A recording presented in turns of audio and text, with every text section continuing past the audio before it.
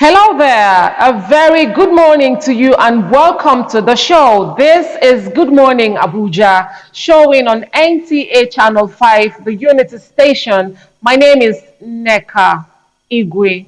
Well, you made the right decision waking up with us. It's another brand new day of endless opportunities, and there is no limit to what you can achieve if you start your day on the right note. This is where we give you a healthy dose of motivation, information, education, and of course, we do not leave you unentertained. Welcome on board. To kick it started, we are going to take our motivational talk. Coach Mema is standing by to talk to us on depression, a health condition that can limit your motivation and what you're set to achieve for the day. Let's take our motivational talk. Did you know that depression isn't just about having a sad feeling? It's actually a complex condition that can cripple your life. Yes, it can cripple your life if you don't watch it. Now, statistics show that over 280 million people are affected by this. So it is important to learn a few tricks in managing yourself in this season so you don't get overwhelmed with depression. Number one, try not to isolate yourself. Getting into conversations, becoming more sociable is really important in a time like this. Connect with loved ones, talking to people. I know some of us are just, we enjoy staying indoors a lot. But in this season, I advise you step out of the house. Try to jog, take a walk, stroll around. Do something that makes you move your body. And you will notice that depression is not able to really kick in, like it's not able to weaken you. When you sit back and just have those conversations all by yourself and listen to all those sad songs and listen to all the sad stories and terrible things happening around us in our economy in this season, those are the things that can actually weigh you down. I'm pretty big with quotes, so I want to leave you with one quote today before I close this session. And that is a quote give me a second, from Victor Hugo, and he says, "Even the darkest night will end and the sun will rise." Even the darkest night has an expiry time. It can't last forever. So no matter what is going on with you and in our economy right now, I want you to embrace hope. All right, welcome back from that motivational segment. Now you know how to deal with depression and not make it a health condition that can cripple your life and put an end to the beautiful things that you can achieve as a human being. Up next is our exercise and fitness corner.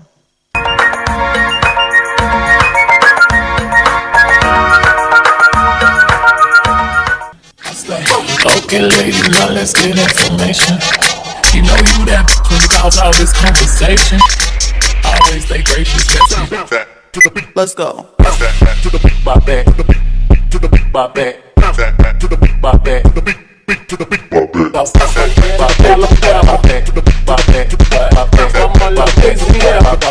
my back. Let's go. My back, my paw, my back, my paw, my back, my hot sauce in my bag, swag.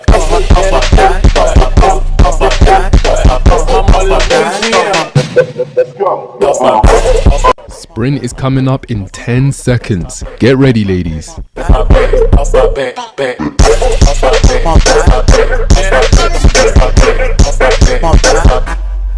Let's go.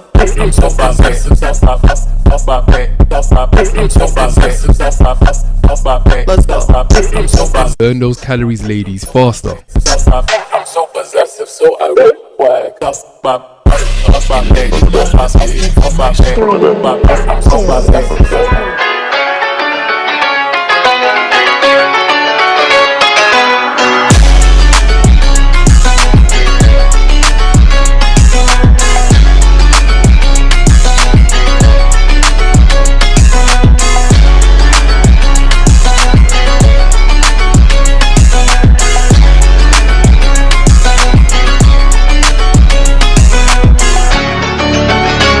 Ladies, this is your last sprint. Put everything you have into it. Let's go.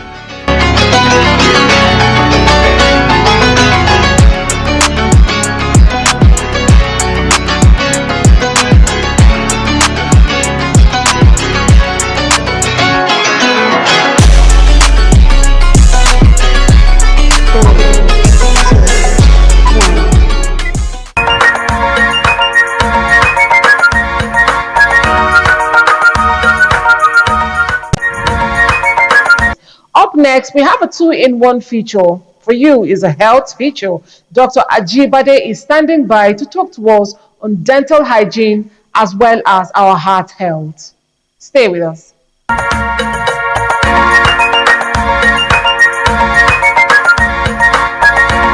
Hey everyone, I wanted to zone in on a very interesting topic, which is your dentition or your dental health and your dental hygiene, I beg your pardon, and your heart health. Some of you may be wondering, what in the world do your teeth have to do with your heart health? And I got to tell you, it was a shock for me too when I first discovered it. And right now there's been a ton of research in the connection between the heart and their teeth, or the health of your teeth. So we're going to go into that for the next few minutes. Here's an interesting quote which you probably will shock you. People with gum disease, that's gum disease, also known as periodontal disease or gingivitis, have 2 to 3 times the risk of having a heart attack. Think about that. 2 to 3 times the risk of having a heart attack, stroke, or any other serious cardiovascular events. 2 to 3 times. Isn't that shocking?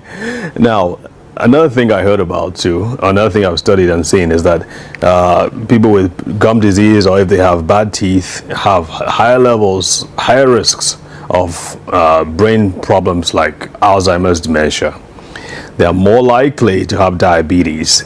They have a higher risk, think about that, a higher risk of having a miscarriage or premature abortion, or an abortion, spontaneous abortion. All because your teeth and your dentition are not in place. And I'll explain the reason why in a few minutes. But think about that. I know I keep saying think about it because I really want you to think about this. Most of us in Nigeria don't brush our teeth more than once a day. And it's usually in the morning. Do you know when the best time to brush your teeth is?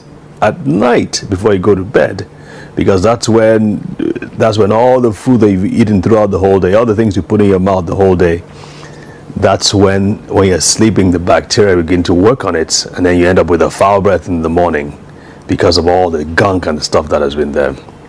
So you want to think about that. People, you're not only supposed to brush your teeth twice a day, at least twice a day. You're supposed to floss your teeth regularly.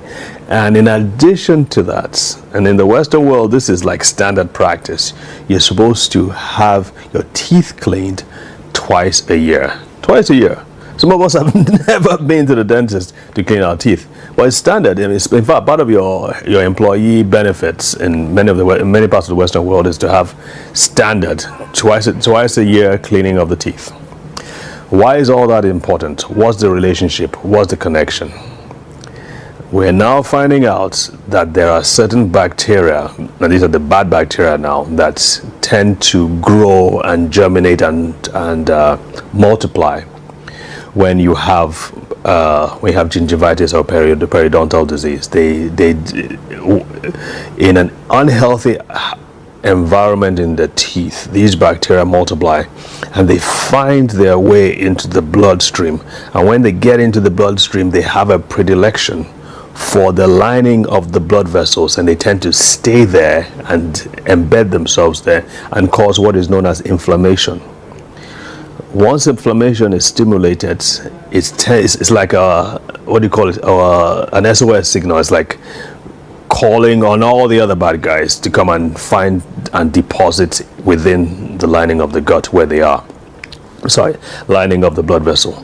So these bad bacteria act as a focal point for the deposition of cholesterol, platelets, clotting factors that adds to the blockage or to the obstruction of the lumen through which blood must flow. And that is eventually what can trigger a heart blockage, a blockage in the heart, or a blockage in the brain. I'm not saying that's the only reason, but it's a key factor in many of these things. And I think it's also a good, I think it's a good news for us too, because that's something we can control. Everybody knows everybody can brush your teeth twice a day. Come on, you can brush your teeth twice a day. You can even floss your teeth regularly. So let's start there. Start first of all by paying more attention to the health of your teeth and the health of your gums, and you'll be glad you did.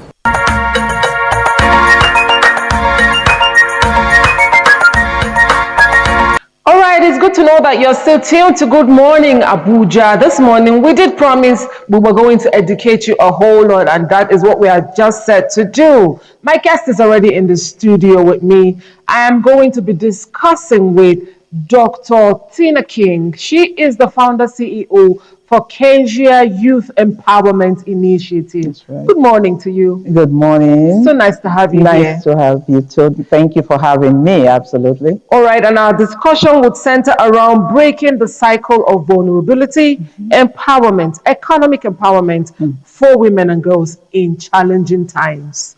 Let us start this way, ma'am. So why is there still a large percentage of girls and women who are tagged vulnerable in the first place? Thank you for that question. Girls are tagged vulnerable, and it's not something that started yesterday. Women and girls have been facing challenging times from way back. Women have been associated with the kitchen and the kitchen only, as if they are not relevant in other aspects of our socio-economic system. So girls are still going through even worse times now than what our mothers went through. Is again. I remember in some families when somebody has to drop out of school. Yes. It is the girl. Yeah, that's correct. If you're a girl, you cannot go to school. Instead, they put you into marriage at an early age. For what reason? I am not sure.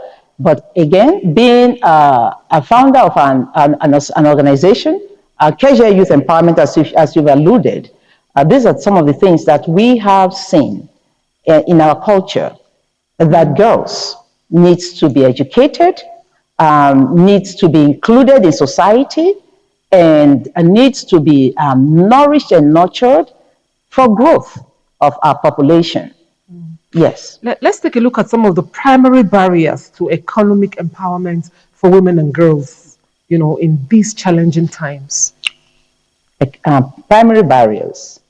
Government. Our government, regardless of who is in office or in authority, whether federally or statewide, we need to start paying attention to our girls, reforming our policies, to include them in economic empowerment, in entrepreneurship. Our girls can no longer be in the back, be in the kitchen, but they need to be the backbone of our growing economy. Our men cannot do it alone. So most of these barriers, stigmatizing our girls, for one reason or the other, we need to now start, backing down from such activities, our aggression towards our women, and nurturing them towards economic empowerment. If we placed emphasis on education and skills acquisition for the girls, how can it tackle the root causes of this vulnerability? Thank you. Education and skill acquisition, that is one of a couple of our thematic areas in Kezia. Yes, and applying those two principles is called, we give training. Like, for example, I'll give you an example of June. In June of this year, there was a school in Cuba, a junior secondary school, where the students could not even afford, their parents could not afford WAEC examination and the materials for them to take exams. We heard about this, Kezia heard about this, and we sprang into action. to enable the students. That is just junior secondary school, the beginning stage in life. We went and we paid their junior for 48 students.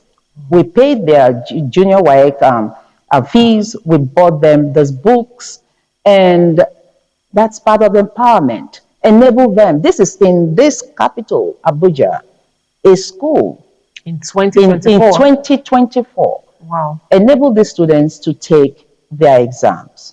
Yes. You did mention policymakers and governments. Yes. What role can they actually play in promoting economic empowerment for women and girls? Our government can start creating new policies pertaining to agriculture. Let me bring an example of a best practice with Anaisha Abubakar,